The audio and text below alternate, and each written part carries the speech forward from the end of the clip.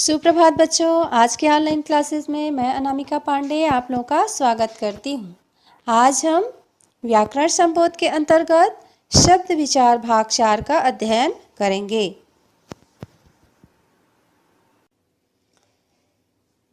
अनेक शब्दों के लिए एक शब्द। बच्चों, कई शब्द अपने में विस्तृत अर्थ समेटे होते हैं। वह नज़र तो एक आता है, परंतु उसमें अनेक शब्द समाये होते हैं। ऐसे शब्दों को ही एकार्थी शब्द या फिर अनेक शब्दों के लिए एक शब्द कहते हैं। ये शब्द प्रायः संस्कृत से लिए गए हैं। आइए परिभाषा जानें। अनेक शब्दों के लिए एक शब्द या एकार्थी शब्द भाषा में अनेक शब्दों के स्थान पर जिस एक शब्द को बोलकर भाषा को अधिक प्रभावशाली एवं आकर्षक बनाया जाता है, उस एक शब्द को एकार्थी शब्द या अनेक शब्दों के लिए एक शब्द कहा जाता है। जैसे कि उदाहरण देखें, जो देश की रक्षा करे से क्या कहते हैं? सैनिक। साथ पढ़ने वाले सहपाठी। जादू दिखाने वाला जादूगर। जन्म से अंधा जन्मांध कहलाता है। इसी प्रकार भेड़ बकरी को पालने वाला गडरिया। जिसके आर पार देखा जा सके पारदर्शी। सब कुछ जानने वाला सर्वज्ञानी। जो किसी से ना डरे निडर। पत्र बांटने वाला डाकिया कहलाता है। जिसके मन में दया हो दयालु। जिसे गिना ना जा सके अनगिनत। जिसकी उपमा ना दी जा सके अनुपम। तो ऐसे शब्दों को विस्तार से ना लिख करके एक शब्द में बोला जाता है, लिखा जाता है, इसीलिए इसे एकार्थी शब्द कहते हैं। ध्वनि बोधक शब्द। विश्व की समस्त वस्तुओं को मुख्य रूप से दो भागों में बांटा जाता है। एक जड़ है और दूसरा चेतन। जड़ वे वस्तुएं हैं बच्चों जिसमें जीवन नहीं पाए जाते। जैसे कि पत्थर में जान होती है क्या? बादल गरजता बरसता है लेकिन उसमें जान नहीं होती। इसी प्रकार नदी। अब चेतन वस्तुएं किसे कहेंगे? जिसमें जान होती है, जिसमें जीवन होता है। मनुष्य, पशु, पक्षी। ठीक है। तो ये सभी कुछ न कुछ ध्वनि अवश्य होती है। इन सभी की कुछ न कुछ ध्वनियाँ अवश्य पाई जाती हैं। आइए इसको परिभाषा के माध्यम से हम स्पष्ट करेंगे। ध्वनि बोधक शब्द।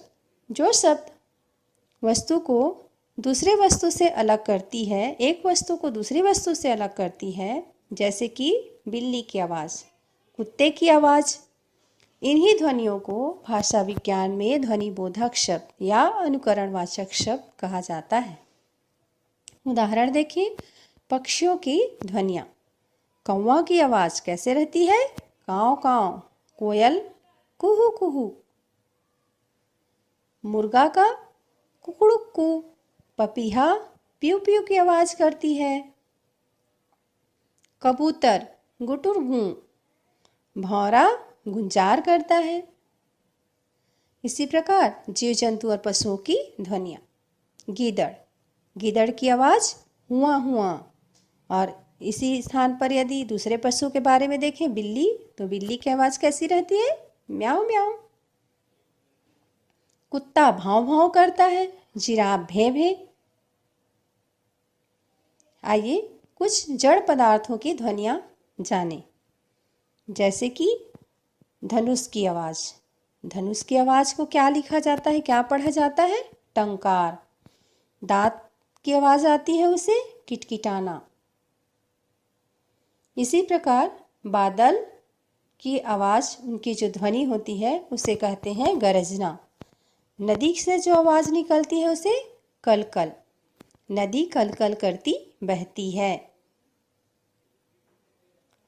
समूहवाची शब्द।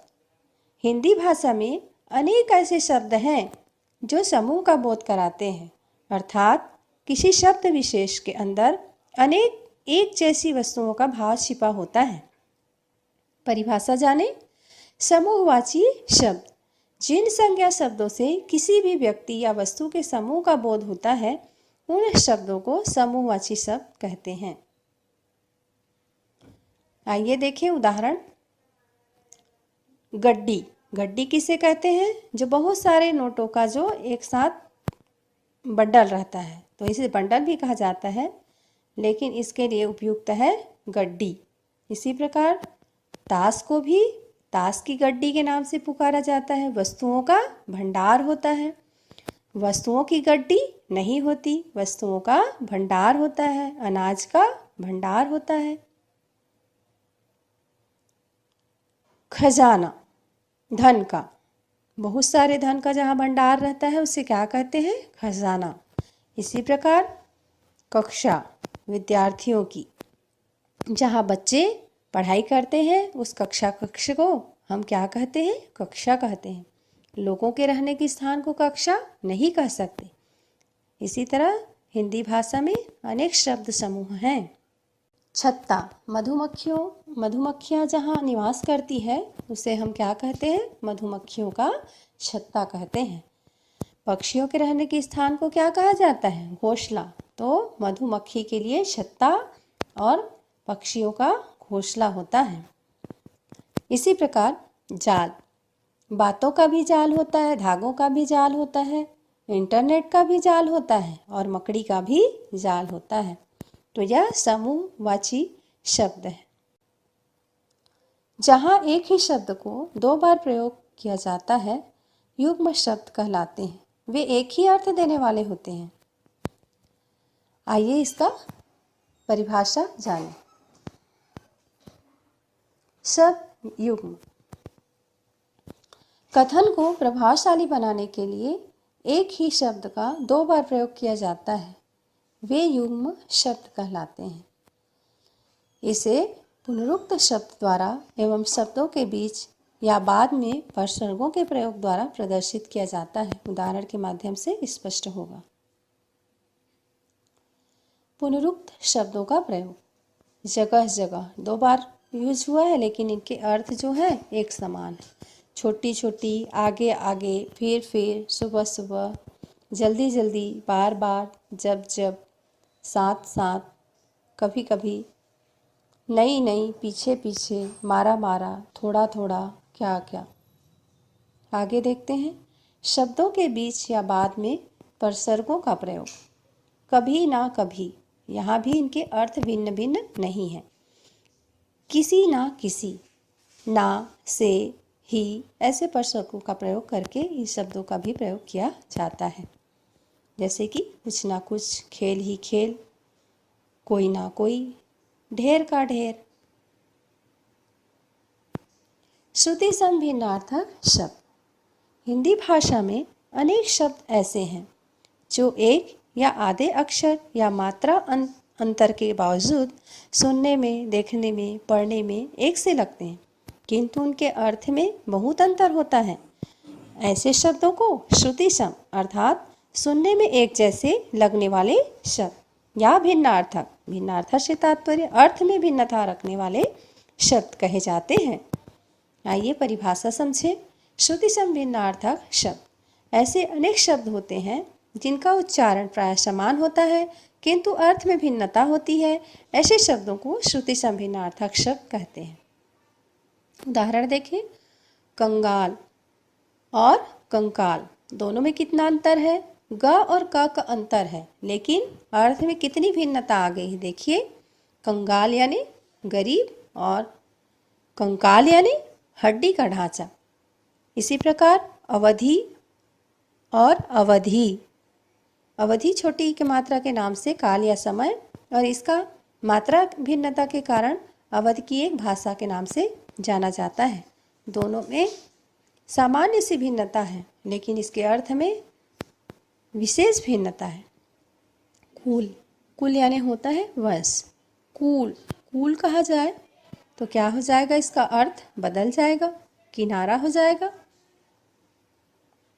अनिल, अनिल यानी होता है हवा। यदि यहाँ पर ई का मात्रा न लगे, अनल हो जाए, तो इसका अर्थ में विपरीत अर्थ प्रकट करने वाला हो जाता है। देखिए, हवा और आग में कितनी भिन्नता है। अगम, अगम जहाँ पहुँचा न जा सके, आगम यानी शास्त्र। चिंता और चिता में भी देखेंगे। चिंता यानी होता है दुविधा में रहना और चिता यानी सौ चलाना। नीर, नीर यानी होता है जड़, जल। और नीड़ यानी घोषणा। बंद यानी खुला नहीं और बद यानी बुरा। देखिए एक बिंदी के कमाल को आप। बंद यानी जो बंद रहता है, एयर पैक रहता है, उसे हम बंद डिब्बा कहते हैं ना। और यहाँ बद कह देने से बुरा इसका अर्थ हो जाएगा। तरंग, तरंग यानी होता है लहर, लेकिन तुरंग यानी घोड़ा। तो आज हमने शब्द विचार के अंतर्गत एकार्थी शब्द, युग्म शब्द, ध्वन्यात्मक शब्द और श्रुति सम्मत भिन्नार्थक शब्दों का अध्ययन किया। अब इस पाठ को तो आपने पढ़ा और समझा।